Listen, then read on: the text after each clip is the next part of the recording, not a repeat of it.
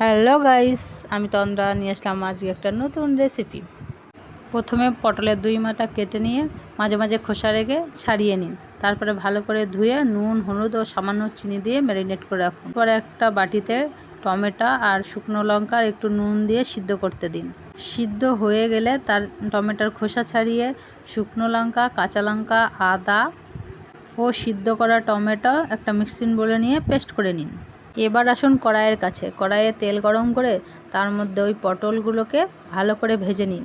ভেজে নিয়ে একটি জায়গায় তুলে নিন। তারপর ওই তেলের ভিতর গোটা গরম মশলা দিয়ে ফোড়ন দিন।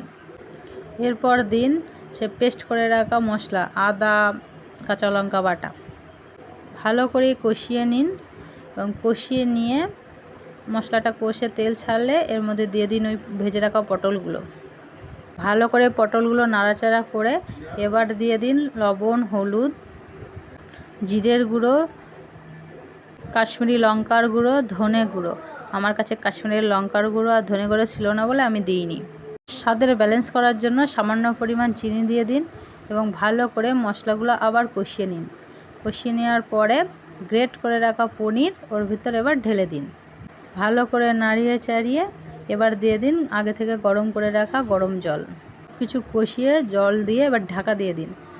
খানিক পরে নামিয়ে নিলেই রেডি পটল ও পনিরের তরকারি। একদিন দুপুরবেলায় এইটা দিয়ে খেয়ে দেখুন কেমন লাগে। আমার রেসিপিটা ভালো লাগলে লাইক, শেয়ার এবং কমেন্ট করতে ভুলবেন না। এবং যদি ইউটিউব থেকে দেখে থাকেন তাহলে সাবস্ক্রাইব করে দেবেন। Bye, tata.